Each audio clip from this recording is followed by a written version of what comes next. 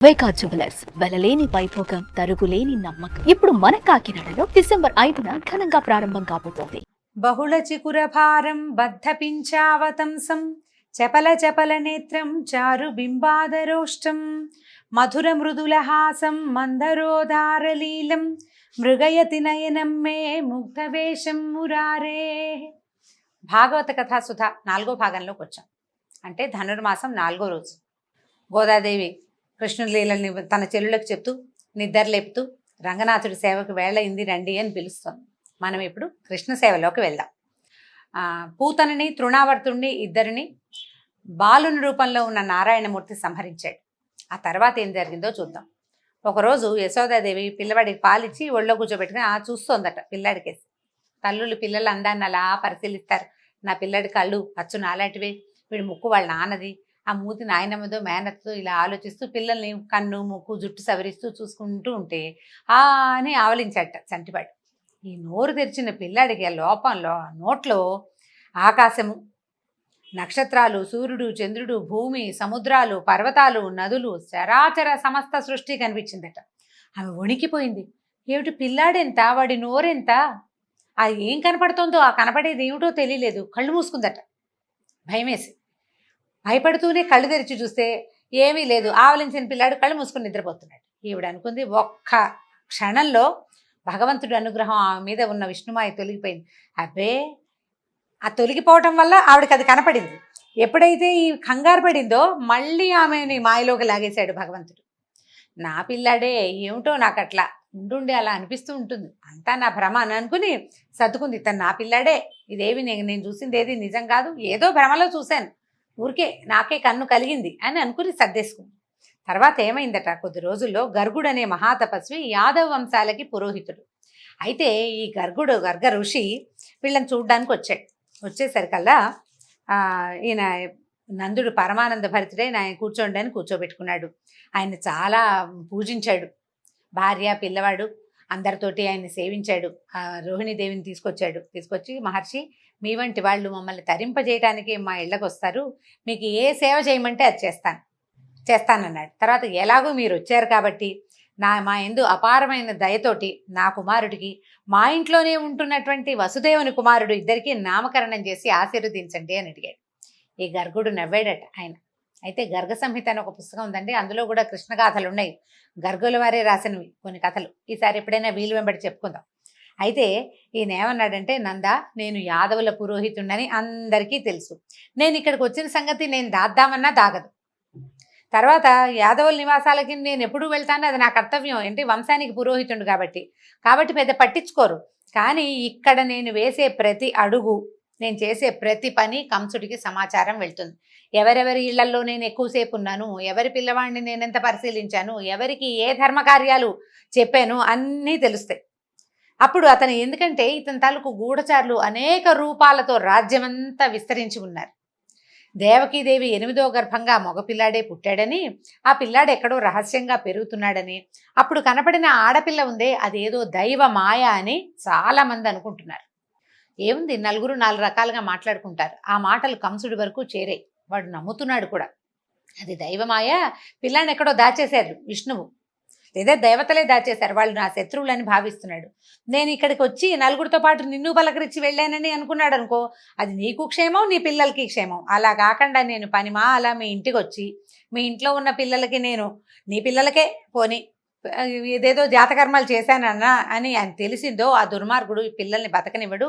ఇప్పటికి చాలామంది పసిబాలురిని పొట్టన పెట్టుకున్నాడు. ఈ ఆలోచన మానేసేయమన్నాడు. అనేసరికల్లా ఈ నందుడు ఒప్పుకోలే. అయ్యా, ఎంత మాట, నేను ఎవ్వరికీ చెప్పను, అసలు బయటికి రానివ్వను, అట్టహాసంగా చెయ్యను. నీ అంతటి మహానుభావుడు మా పిల్లలకి పేరు పెట్టడమే మాకు గొప్ప నాయన, ఎవ్వరికీ చెప్పం, నేను నా భార్య అంతే. మూడో మనిషికి, మూడో కంటికి తెలియనివ్వం. ఇప్పుడు రోహిణీదేవి ఉంది కాబట్టి ఆవిడదే 3వ కన్ను, 4వ కన్ను ఇక లేనే లేదని బతిమలాడాడు. నేను స్వయంగా ఏర్పరచుకుంటాను, నా గోశాలలో, ఇంట్లో కూడా చెయ్యొద్దు, గోశాలలోకి వచ్చి పిల్లలకి పేర్లు పెట్టండి అని బతిమలాడాడు.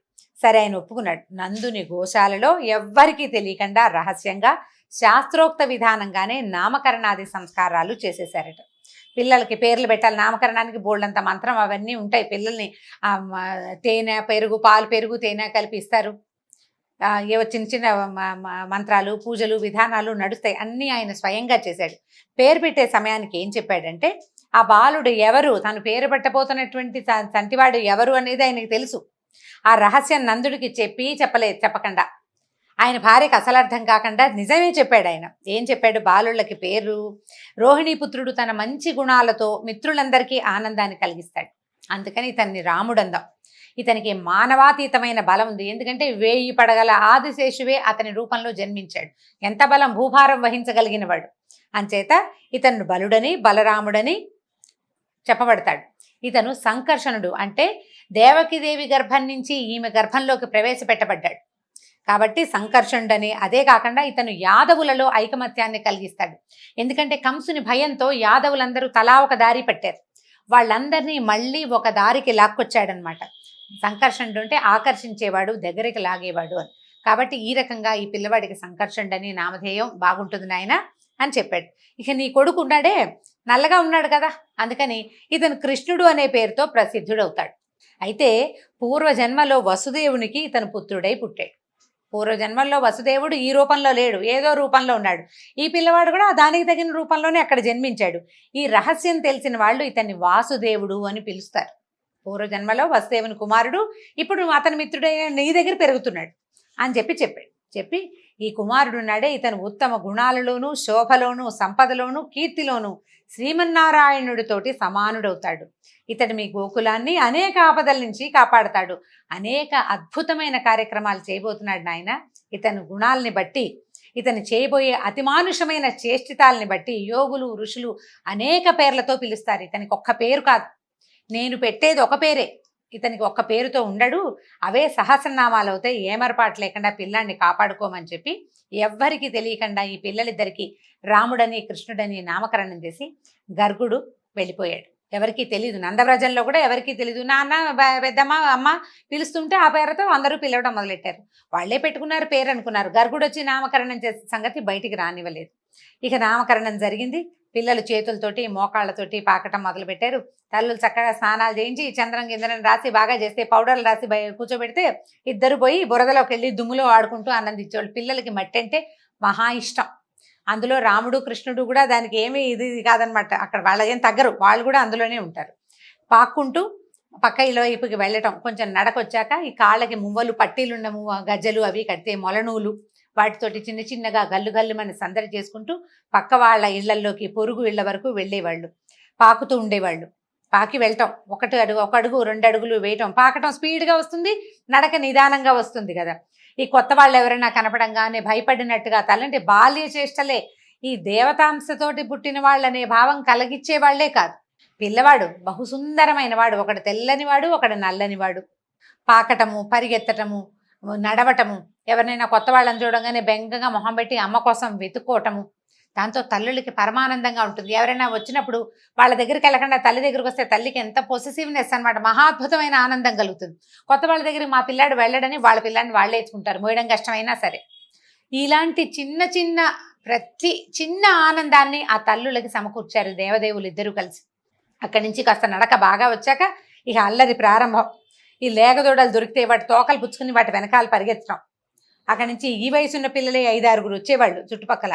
ఏ ఇంట్లో అయినా ఇల్లాలు పనిలో ఉంటే ఎవరిల్లైనా ఒకటే, ఇంట్లోకి వెళ్ళిపోవటం, పెరుగు వెన్న దాచే కుండల్లోకి చేతులు పెట్టడం, చిన్న పొన్న చిటిపుట్టి చేతులతోటి వెన్న తీసుకుని తినటం. తిన్నంత తిని బయట కోతులు తిరుగుతుంటే వాటికి కూడా పెడుతుండేవంట. ఈ గోప స్త్రీలు, బాబు పిల్లాడు ఎంతసేపు అల్లరి, వాళ్ళని వీళ్ళని ఈ గుంపునంతా వేసుకుని ఇంట్లోకి వస్తున్నాడు, రాజుగారి అబ్బాయి గట్టిగా ఏమీ అనడానికి వీల్లేదు. అందుకని ఏం చేసేవాళ్ళు, వీళ్ళు కింద పెట్టడం అనేది ఉట్లో